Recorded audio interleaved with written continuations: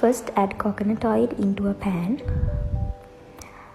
and then you can add some butter and mix it well. Then you can add chicken into your pan and you can fry it until it gets this look.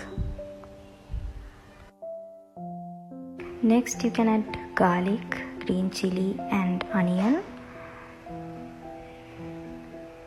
and you can mix it well with the chicken.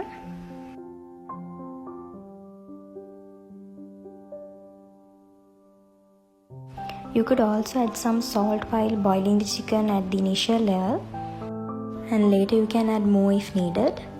And here we added some pandan leaves. Then you can give it a good mix. Last but not least, you can add long beans into this, and you can mix it well.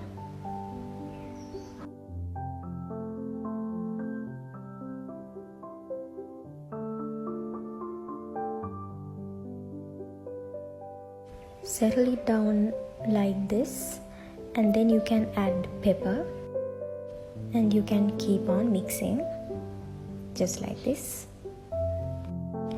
At last you can add tomatoes, and again give it a good mix.